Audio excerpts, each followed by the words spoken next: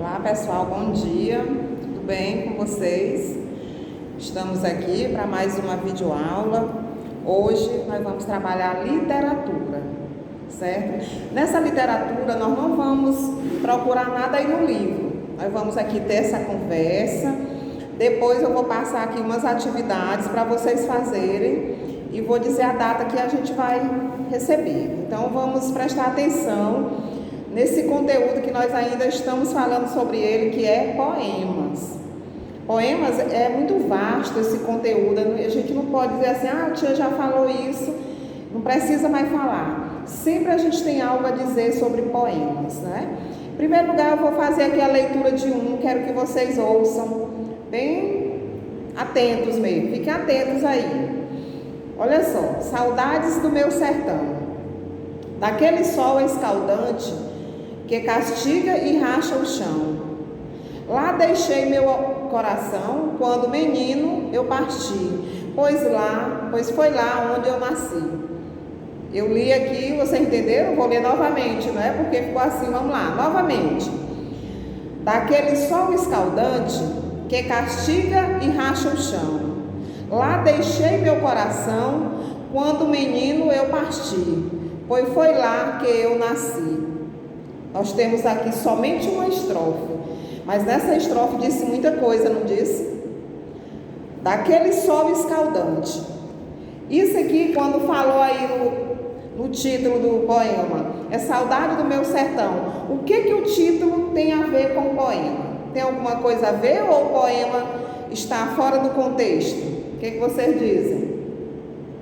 Tem a ver, né? Saudades do meu sertão. O que é que aqui nesse poema tem que fala do sertão? Olha só, vou ler o primeiro verso. Daquele sol escaldante. Onde é que tem um sol escaldante, pessoal? Aqui no nosso Nordeste. Aqui em José de Freitas, por exemplo, é chovendo toda tardinha, toda noite, mas à tarde, assim, de 10 e pouco é um sol escaldante, né? Muito quente mesmo. Aí diz que castiga e racha o chão. Castiga o quê? Castiga a plantação, castiga os animais, que aqui no nosso sertão nordestino, a gente sabe que tem lugar que não chove com frequência, como chove aqui no Piauí, como chove em outras regiões. Então nós temos esse rachar o chão. Às vezes o sol é tão quente, tão escaldante, que chega a rachar. Aqui, nós nunca vimos aqui na nossa região, aqui em José de Freitas, mas em outras regiões aí racha, de tão quente, de tão escaldante, de tão sufocante. E muitas vezes o que o homem do campo planta não nasce, não é? Devido à falta de água. Aí ele diz mais, lá deixei o meu coração. Quando ele diz isso, é porque ele arrancou o coração e deixou lá? Será nesse sentido? Não, aqui é o sentido figurado, é o sentido que a poesia tem de levar a gente a brincar com as palavras. A literatura faz isso, a gente brinca com as palavras. Aqui, quando ele diz, deixei meu coração, é porque ele partiu daquele lugar, mas isso não quer dizer que ele esqueceu, lá o coração dele ficou, lá ele ficou relembrando, lá ele fica relembrando as saudades, né? Embora a gente sabe que quem é nordestino tem muitas coisas ruins aqui no nosso Nordeste, mas nós gostamos daqui, nós não admitimos nem que ninguém fale mal, né?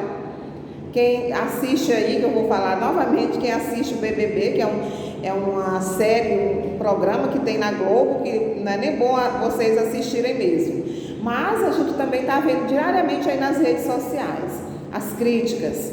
As pessoas debochando, criticando uma moça que está lá, que fala diferente, que tem um sotaque totalmente diferente.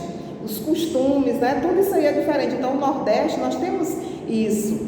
E quando o coração da gente sai para uma outra região, como quem sai daqui do Nordeste para tentar a vida no Sul, nunca esquece das suas raízes. É por isso que diz, meu coração, o quê? Deixei lá meu coração, porque ele foi embora, pode até ter ido, mas o coração está lá. Que coração é esse? As raízes, as amizades, sua história, né? Sua convivência com o povo, com sua família, seus amigos. Então a raiz é isso aí, o coração é nesse sentido. Aí mais na outra estrofe também, no outro verso ele diz, quando menino eu parti, O que ele quis dizer aí?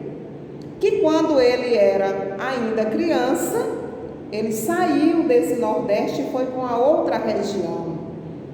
É por isso que ele diz que deixou o coração lá, porque saiu ainda criança. Quantas pessoas não deixaram a sua região e estão hoje nos grandes centros, né? Trabalhando e voltam de vez em quando para rever seus amigos, seus familiares. Aí ele diz mais no final: pois foi lá onde eu nasci. Quando a gente tem amor à família, tem amor ao seu chão, né? Ao lugar onde você nasce, você pode ir para onde você for, mas você sempre vai lembrar das suas origens, né? Das suas raízes. Agora, quando você não tem amor a esse lugar, você vai embora que muitas vezes não sente nem saudades, né? Deixa tudo e parte, vai embora. Mas aqui o poema diz isso, não é? Fala desse sertão, fala desta saudade. Aqui nós temos algumas palavrinhas aí que se nós fôssemos levar lá para a língua portuguesa, não é? Lá falando de quê? O que nós estávamos falando nas aulas passadas? Quantas letras tem a palavra chão? Nós temos 4, olha, chão, né? 4 letras. Nós temos um C, um H, um A, um O e um tiozinho sempre em cima do A.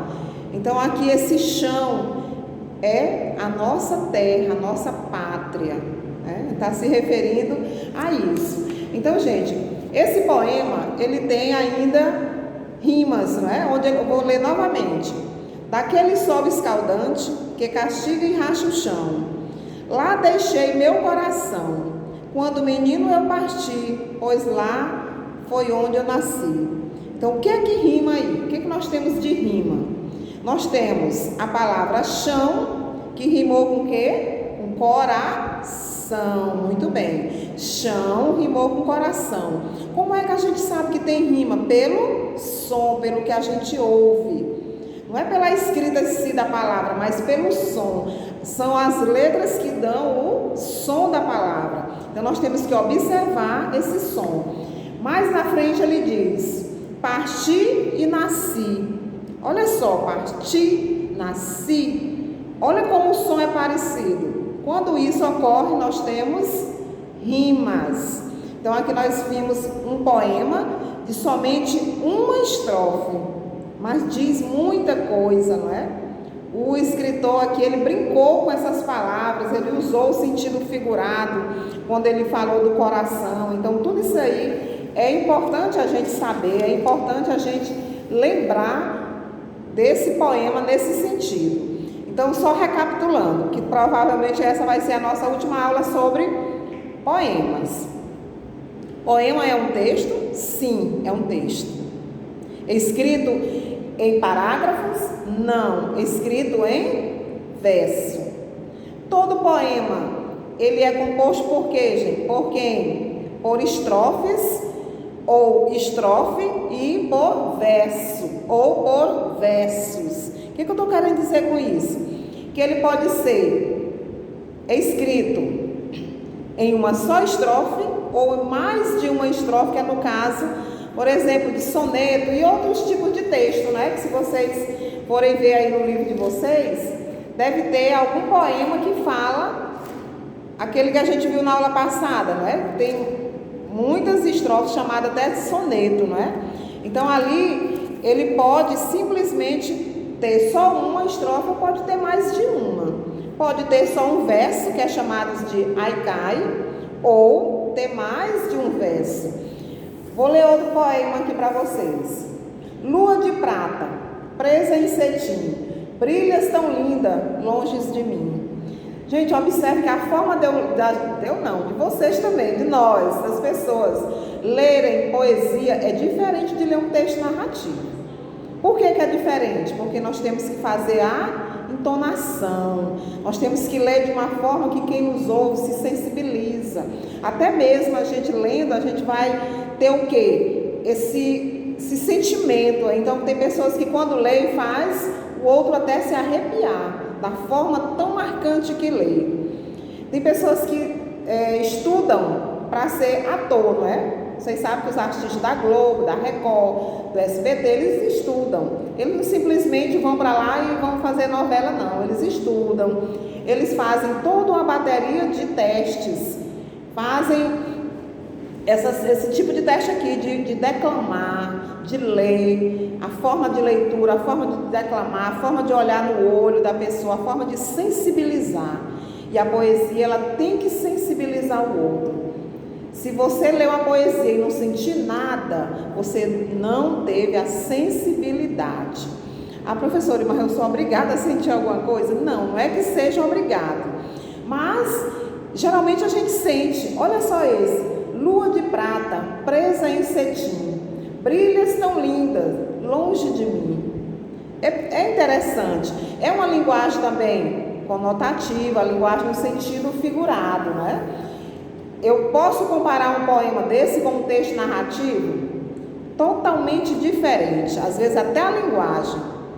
A linguagem é uma linguagem mais de literatura mesmo, de levar você a interpretar, é uma linguagem subjetiva.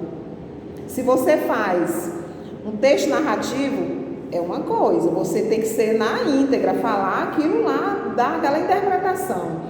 Já na poesia não, você pode levar as pessoas a ter mais de uma interpretação. Então é por isso que o nome é poema, por isso que é poesia. Porque a poesia faz você se sentir bem. Tem pessoas que só com uma simples poesia, ouvir uma poesia, ler uma poesia, levanta a autoestima, faz se sentir melhor. Então, a poesia, ela tem também esse poder. E a poesia, gente, ela está na letra da música? Está. Em toda música? Não, porque tem uma letra de música aí que a gente nem deveria ser chamada de música, não é? Tem umas letras que não dizem nada. Tem letras que ofendem a mulher, que menospreza o ser humano. Tem umas letras de música que não são tidas como poesia. Mas tem músicas que é uma poesia cantada, certo? Então, mais na frente nós vamos falar sobre esse tipo de música, nós vamos ouvir essas músicas que dizem algo, que fazem a gente refletir, que nos leva a pensar. Muitas vezes até uma música, você ouvindo aquela música, você muitas vezes se emociona, você chora. Por quê? Sensibilidade. Quando você está, muitas vezes não é nem com problema, mas você está sensível. Vamos supor que sua mãe lhe disse que você aprontou, que você não fez a tarefa, que você vai estar de castigo. E quando a criança fica de castigo, geralmente ela fica magoada, não é? Acha que ele tem razão, a mãe que está sendo injusta. Aí ele vai para o quarto, se tranca, muitas vezes zangado, aí vai, bota o fone de ouvido, né? Que hoje é assim, esses meninos hoje tudo, né? Bota o fone de ouvido e vai ouvir música. Muitas vezes vai lá numa música que fala muita coisa aí, ó. Ele vai pensar, faz uma reflexão do ato dele e começa até a chorar. Então, a música também tem esse poder de nos envolver, de fazer a gente pensar nas nossas ações.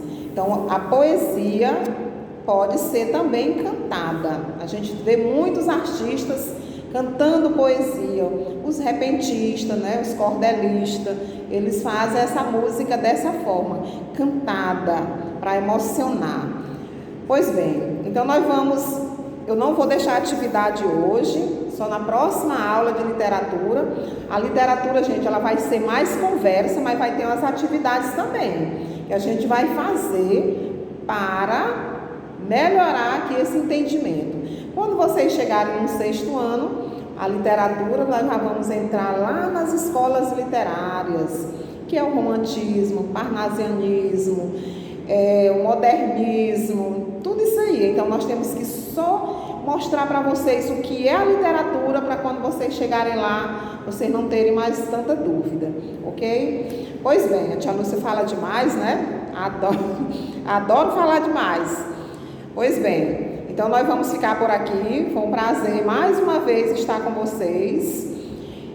Os pais que estão com dúvida onde encontrar certas atividades de redação, de literatura quando tem, sempre no livro de português, não esqueçam. Não fiquem achando que tem uma apostila extra, que tem um livro extra. Não tem, é sempre dentro do livro de português.